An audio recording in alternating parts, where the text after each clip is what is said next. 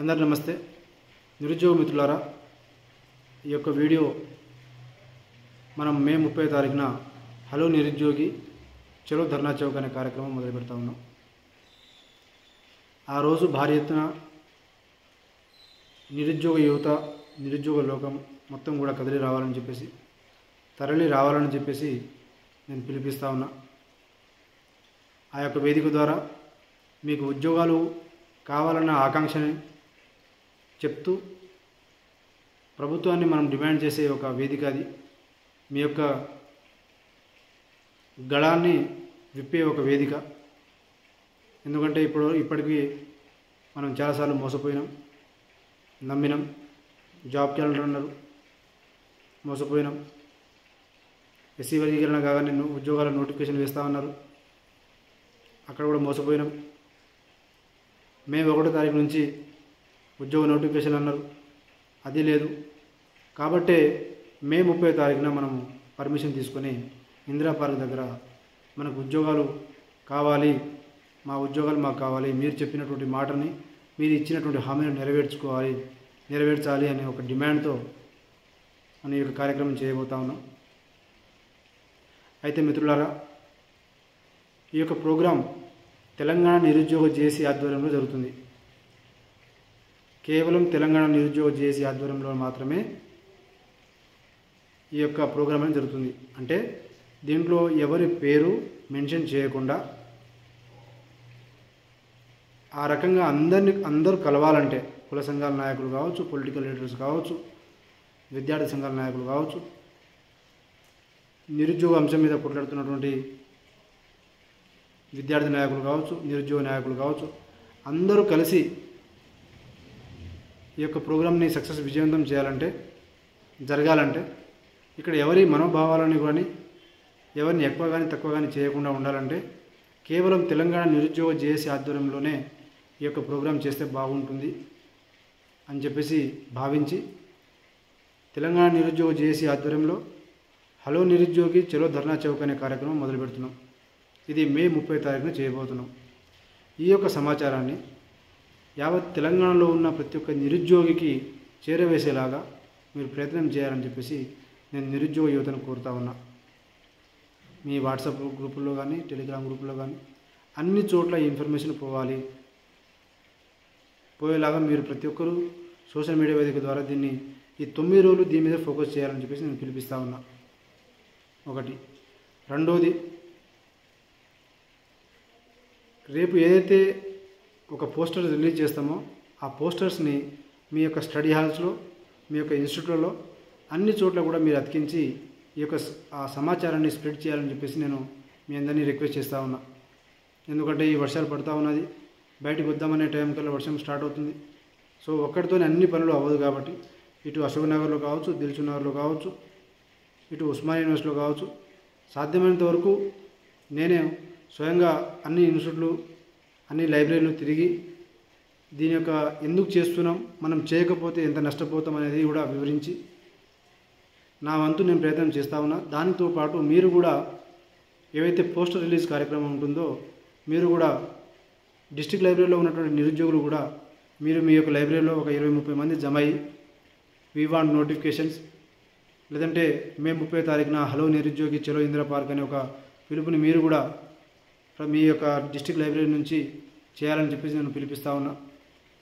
ఇక్కడ ఒక విషయం మనం అర్థం చేసుకోవాల్సింది ఏంటంటే, మనం ప్రెస్ మీట్ పెట్టినప్పుడల్లా సెకండ్ డేకి ఎమ్మటే ఉద్యోగాల జాతర అని చెప్పేసి ఇస్తూ ఉన్నారు. అది కేవలం మనల్ని మోసం చేయడానికి మాత్రమే. ఆ రకంగా ఇప్పటికి ఎన్నిసార్లు ప్రెస్ మీట్ పెట్టినామో అన్నిసార్లు అబద్ధం ఆడటం అనేది జరిగింది, మనం మోసపోవడం కూడా జరిగింది. అంటే మనం ఉద్యమం చేస్తే కానీ వాళ్ళు ఇచ్చే పరిస్థితులు లేవు. మరి అదే ఉద్యోగాల జాతర అనే ఇప్పుడు నిన్న మనము అప్లై చేసినాం, ఇందిరా పార్క్ దగ్గర పర్మిషన్ ధర్నా కోసం అప్లై చేసినాం. మరి ఈరోజు పేపర్ క్లిప్పింగ్స్లో వచ్చింది. మరి మనం ప్రెస్ మీట్ పెట్టకముందు కూడా రావచ్చుగా. అంటే మనం ప్రెస్ మీట్ పెడితే వాళ్ళు పేపర్లో వేస్తారు, మనం రోడ్డు ఎక్కితే కానీ వాళ్ళు ఉద్యోగాలు ఇవ్వరు అనే ఒక విషయాన్ని మనం చాలా క్లియర్ కట్గా అర్థం చేసుకోవాలి. ఇంకొక విషయం ఏంటంటే, జాబ్ క్యాలెండర్ అని చెప్పేసి ముఖ్యమంత్రి గారు చెప్పినారు, మోసం చేసినారు. అక్టోబర్లో రావాలి, అక్కడ లేదు. వర్గీకరణ అన్నారు, దాని తర్వాత రావాలి, అక్కడ కూడా లేదు. మే 1 వీక్న మొత్తం నోటిఫికేషన్ విడుదల చేస్తామని టీజీపీఎస్ చైర్మన్ అన్నారు, అది లేదు. మీరు ఇంకా జూన్ 2 అని చెప్పేసి ఎందుకు ఒక ఆలోచన చేస్తున్నారు? మీరు ఆ ఆలోచన మర్చిపోండి. ఇక మనం రోడ్డు మీద ఎక్కి మన ఉద్యమాన్ని మనం ఉధృతం చేస్తే కానీ, వేల మంది లక్షల మంది రోడ్ల మీద వచ్చి మనం ఆర్గనైజ్డ్గా శాంతియుతంగా లాంగ్ స్టాండింగ్గా ఉద్యమాలు చేస్తే కానీ మనకు ఉద్యోగ నోటిఫికేషన్స్ రావు. గవర్నమెంటు 12,000 ఉద్యోగాలని 60,000 ఉద్యోగాలని ఇచ్చినామని చెప్పేసి 60,000 ఉద్యోగాలని 1,60,000 ఉద్యోగాలు ఇచ్చినామని చెప్పే స్థాయి పోయింది అంటే అది కేవలం నిరుద్యోగులు ఆ ఉద్యమం ఏదైతే చేస్తున్నామో దాంట్లో ఒక ఆర్గనైజ్డ్గా, ఒక కన్స్ట్రక్టివ్గా, ఒక పద్ధతిగా ముందుకు పోవట్లేరు.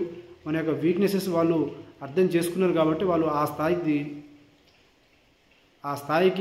స్థాయి మాటలు వాళ్ళు అబద్ధం ఆడే స్థాయిలో 1,60,000 ఉద్యోగాలు ఇచ్చినామనే స్థాయికి వెళ్ళిపోయినారు. వాళ్ళకు చాలా క్లియర్ కట్గా ఇంటెలిజెన్స్ ఉన్నది. వీళ్ళు ఏం చేసినా 1 రోజు 2 రోజులు చేస్తారు, 3 రోజు సైలెంట్ అయిపోతారు. సో మీరు ఒకటి గుర్తుపెట్టుకొని, బాసరలో అయినా లేదంటే నిజాం కాలేజీలో నిరుద్యోగ విద్యార్థులైనా లేదంటే ఉస్మానియా యూనివర్సిటీలో ఉన్నటువంటి మొన్న కాంట్రాక్ట్ ఉద్యోగస్తులను పర్మనెంట్ చేయాలని చెప్పేసి ఉద్యమాలు చేసినా, ఏ ఉద్యమాలైనా సరే శాంతియుతంగా ఒక లాంగ్ స్టాండింగ్గా జరిగింది. ఒక 10 రోజులు 20 రోజులు ఆ టెంపోను మెయింటైన్ చేసుకుంటూ చేసిన ఉద్యమాలు మాత్రమే విజయాన్ని సాధించినాయి తప్ప, ఒకరోజు మనం బయటకు వచ్చి 2వ రోజు ఇంట్లో కూర్చుంటే మనకు ఏది కూడా సాధించలేము.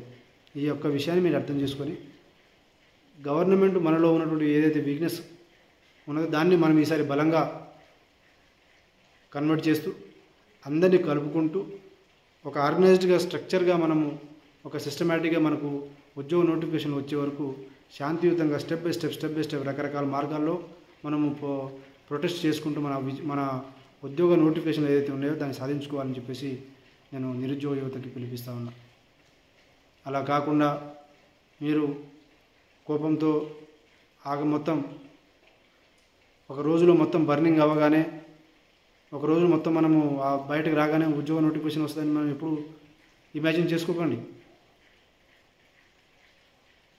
కాబట్టి ఈ చేసే ప్రయత్నానికి మీరందరూ కూడా సహకారం, మీ అందరూ కూడా సపోర్టు, మీరందరూ కూడా ఈ యొక్క ఇన్ఫర్మేషన్ ఏదైతే ఉన్నదో అందరికీ స్ప్రెడ్ చేయాలని చెప్పేసి నేను యావత్ తెలంగాణలో ఉన్న నిరుద్యోగ మిత్రులకు మనవి చేస్తూ ఉన్నా.